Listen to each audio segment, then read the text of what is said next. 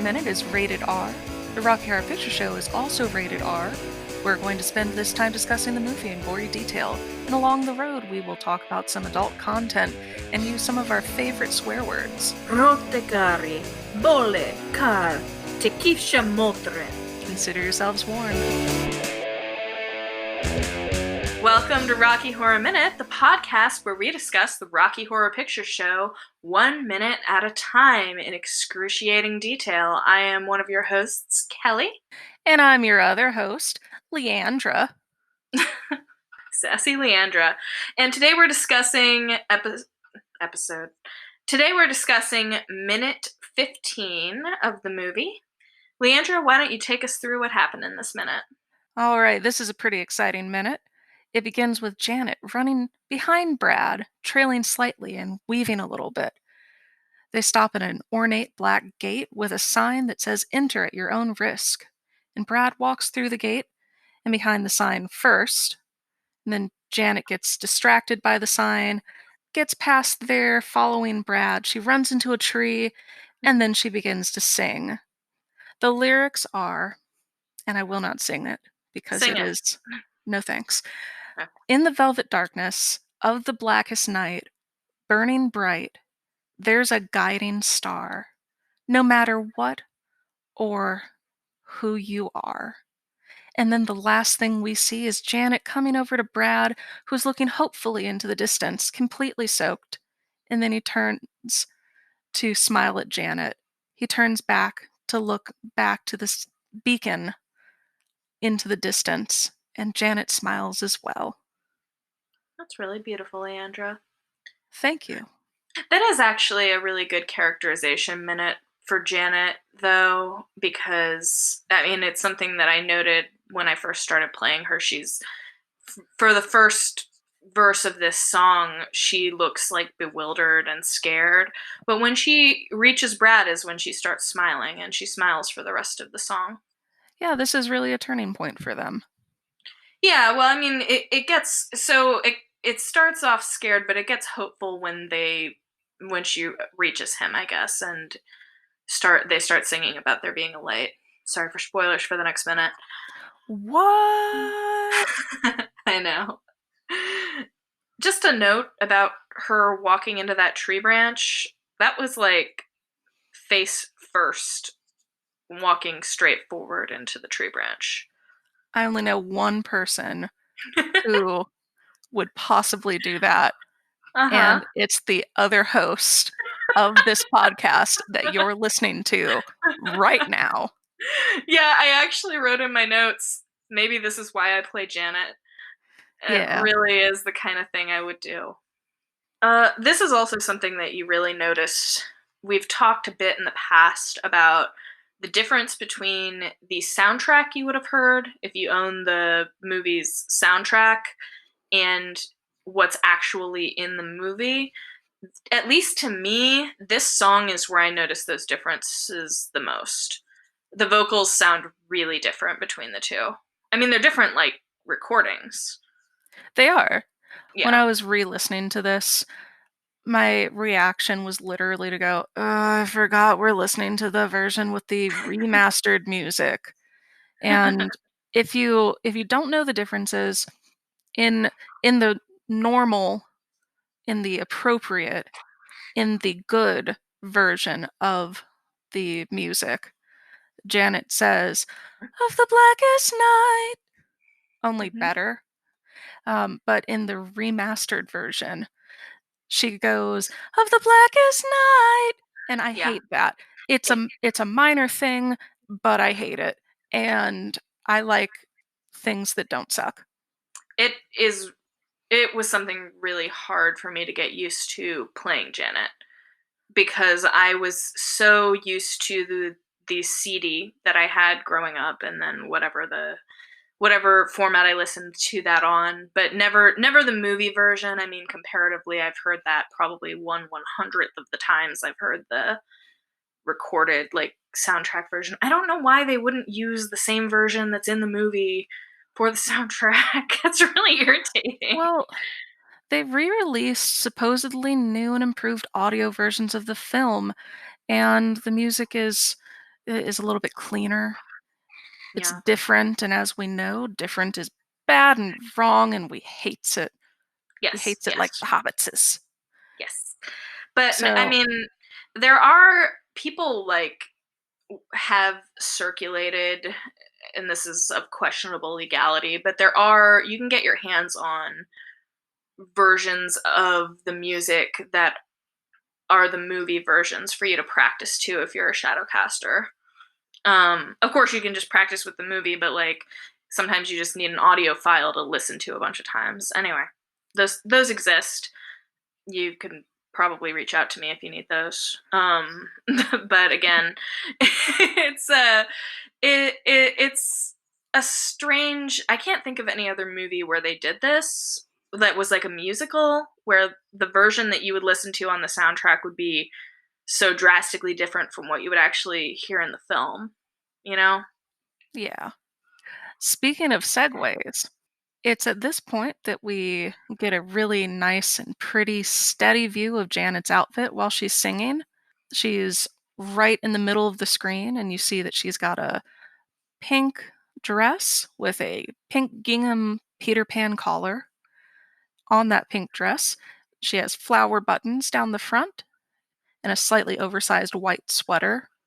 In the Blu-ray, I feel like the sweater looks a little bit on the blue side, but Yeah. perhaps I'm just reading too much into it. And as she gets rained on in the shot, her makeup kind of starts to melt a bit. The mascara runs just a touch and her hair starts losing volume. Then she runs into that fake tree and we hear the thunder and see the lightning behind her, and in perfect time to the music she spins out to avoid the clap of thunder, I guess. But then the last thing that we get to see is Brad's jacket, and it's a really nice shot of it. His jacket is tan, it has a western yoked sport jacket sort of look, or I guess rain jacket. Hmm. It has the Denton High School patch that we alluded to previously. The one thing that I didn't realize until I started looking at this many years ago was the lapels on Brad's jacket are so long and so pointy, and they look so ridiculous. You don't really see much of Brad's pants, though. I'm sure that we will see his pants and hopefully his crotch in the next minute. Yeah, we're still wondering how long that erection is. Hopefully 3 feet. I think it's 3. Yeah. We talked a little bit about the the fantastic, completely real, definitely not fake lightning, and they definitely didn't reuse that exact same lightning design and the thunderclap several times. Yeah. Certainly, they wouldn't have not varied that. Yeah, I know. And it's the exact same sound you heard already when the screen wipe happened and everything else. I also Janet's turn here. I'm really hyper focused on Janet's movements a lot of the times because I play Janet a lot, but it's always been strange to me because she doesn't like react. It's not like she's really reacting to the lightning because it's like the lightning happens and then there's like a whole other beat and then she does a complete 360-degree turn. So it's just a strange thing to do. And also, like, she presumably knows what lightning is, so I don't even know why she's turning around. It's not like she's like, what was that? Anyway. Fire bad.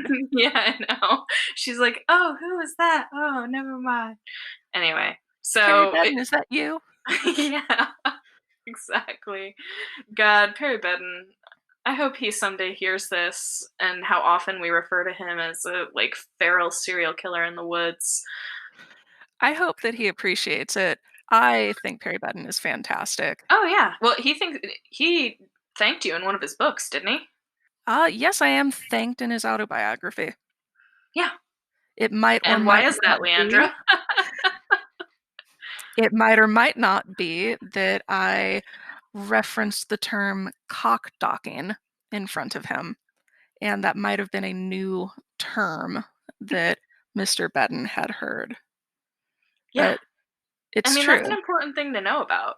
It's true also that that Perry Bedden learned about cockdocking from Leandra. And allegedly. listen, that's how you want to learn about cockdocking. You don't want to learn about it the hard way. Okay?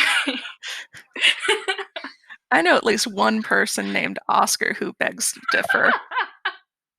I would prefer to be aware of that just before we went into it. But then again, I don't have a cock, allegedly. I'm in this one instance jealous of people with penises because if you have one with a foreskin, you can do the cock docking thing, which um, hopefully you can hear what I'm doing. That should be what it sounds like. Um, Yep. so hopefully that was informative. Uh, but but people with vaginas, Yes. when they're having sex with somebody with a vagina, I guess that the similar thing to that would be scissoring, and scissoring is just like not quite the same.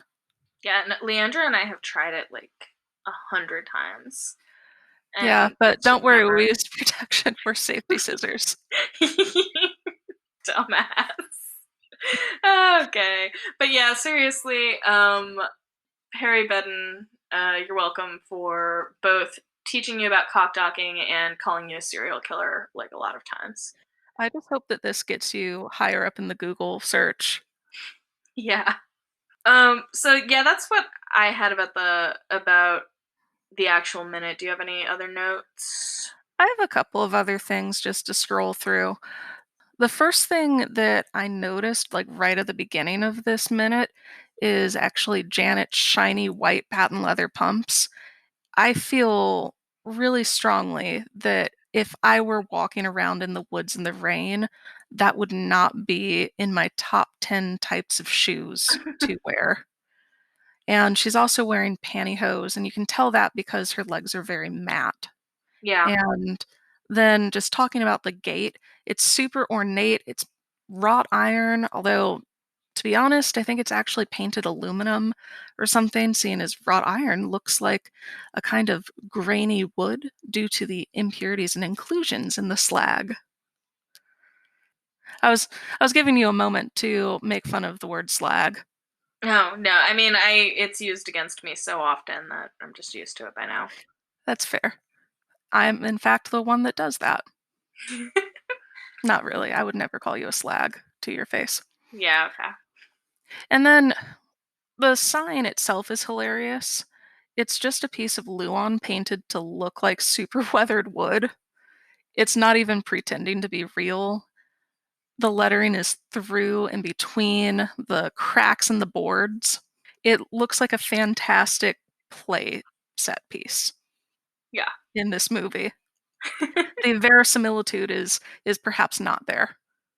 The only letter that is lowercase in this enter at your own risk sign is the I. For whatever reason, this pisses me off more than most other things. There are two exclamation points at the end. Not one, not three. I feel like two is just categorically incorrect, but that's what's on there.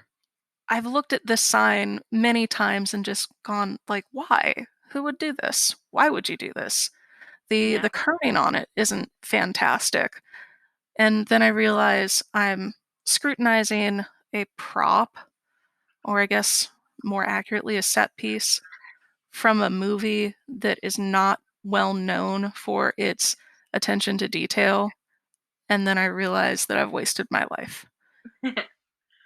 But then I get over it and realize that Janet, who I guess ostensibly has been walking in the rain for some amount of time, using nothing but a newspaper as a cover, is crisp and clean and dry and beautiful at the top of this song right before she starts singing. Yeah. In the Richard O'Brien and Patricia Quinn commentary, Richard O'Brien said, "This is, of course, when Susan Sarandon started to get her flu, which because she got the flu during filming, very famously, and then Patricia Quinn interrupted him and said." Oh, shut up about her flu. All she ever talks about is that damn flu or something like Yeah. that. And I guess Pat Quinn is sick of that particular detail, but I will note it. This is, I guess, when she got the flu. I'm not going to say why. I'm sure that it was attributed to that at the time, but as we all know, hopefully in 2020, you can't get the flu or a cold just from being wet for a period of time. Yeah, okay. Okay. Not that you would know, Leandra, but It's natural. yeah. But anyway, yeah. But I'm sure that that was what somebody attributed it to, but it must have just been flu season. I think that's all of the details that I want to go over in this minute. I've got some callbacks, and similarly to the minute before, I even have one that is perhaps in not the best taste. Okay. I think But I you know go what one first. that'll be. if I think we might be thinking of the same one, but yeah, I'll start with the ones I know. There's when she's kind of just staggering around back and forth. The classic is sluts to the left, sluts to the right, sluts in the middle, and sluts out of sight to sort of describe what she's doing as she's weaving back and forth. Then there's the classic enter at your own risk sign, and because the camera lingers on that for like a truly stupid amount of time, unless your audience is third graders, they should have been able to read that sign very quickly. But instead, it lingers for a very long time, so you definitely don't miss any the either the sign or the many interesting details Leandra just regaled us with. So while that's on screen, people take the time to spell it out, ENT all the way through to the exclamation points, and you have time to do it, which shows that that is on screen too long. They cut things from this movie that didn't need to be cut, yet that shot was apparently essential. And then there's the slut eating tree, of course. Watch out for the slut eating tree, which is then when she gets, caught up in the tree and spins around. Now, this is where I think we have a callback in poor taste. I don't know if it's the same one Leandra's thinking of, but I've heard variations of like, do a Sonny Bono impression. And yeah. Yeah, it's at this place that you find the dead celebrity who might have met their end by running into a tree.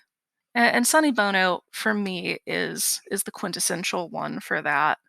There Yeah, are I mean, certainly other people, but what that's the other one celebrities that works died? for me. What other celebrities died by running into trees? Good question. Okay. Next question. Yeah, okay. Fair enough. Leandra, what are you hiding? What am I hiding? Yeah. What celebrities did you kill with trees? Oh. Oh. Yeah. Okay. Well, let's Uh. move on. Let's move Hmm. on. Yeah, but anyway, we get to In the Velvet Darkness, and people will then sing along of your twat. And then with her, you can sing, well, you can say, "What's up your ass?" and then sing along with "There's a Guiding Star" with "It's a Brand New Car," or anything like that. So those are the ones that I know. So you got some fun ones. One that I haven't heard in quite some time. Instead of the sluts to the left, sluts to the right, sluts in the middle, sluts out of sight, is sluts to the left of me, assholes to the right. Here I am, stuck in the middle with you. That's good. I like that one. Yeah. There's also Gaffer, can we get more light on that sign? Because the sign starts out obscured in shadows, and then it lightens for or brightens up for no particularly discernible reason. We've talked about the slut eating tree, which the Sonny Bono impression is both funny and insensitive, so for many Rocky Horror aficionados, that is a win win. Yeah, I'm just going to tell you now, if you get really offended by people making jokes about celebrities that have died, this is not the podcast nor the live audience participation movie for you because there's going to be a lot more jokes in the callbacks about dead celebrities, and we're gonna go over them. So, I will do my best if I know that something is perhaps a little sensitive to go, okay, this is one that perhaps goes a little blue. yeah. I mean, it's I don't think it's really ever an intent to like mock people for their deaths or the way they died. And I'm not somebody who's like, you can joke about anything. Nothing is ever not allowed to be a joke. I don't feel that way at all. But I don't think necessarily referencing the death of a famous person in an innocuous way is wrong. If it Leand- is wrong, do you want to be right? yeah, Leandra is giving me the shut the fuck up slag look. So, so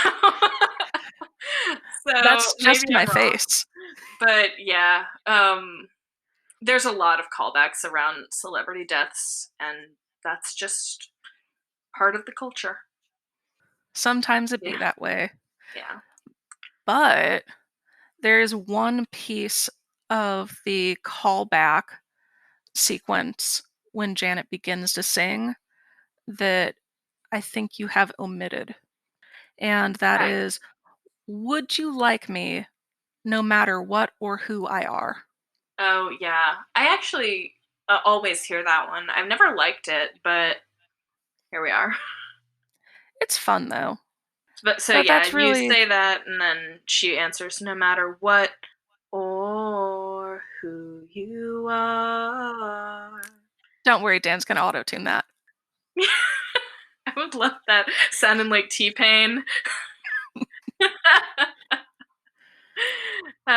Anyway, yeah, sorry. I don't need to editorialize on callbacks, but I probably will continue to do so throughout the entire podcast. So buckle up. Anyway, that's all I had. Did you have anything else, Leandra?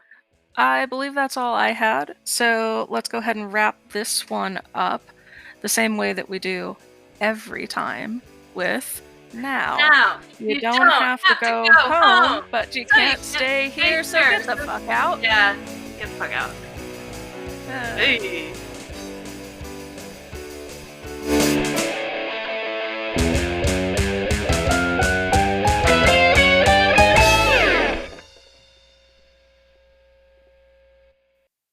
cock talking, cock talking, cock Or talking, who cock talking, cock talking, cock talking, cock talking, cock you talking, cock talking, cock talking, cock talking, cock talking, cock talking, cock talking.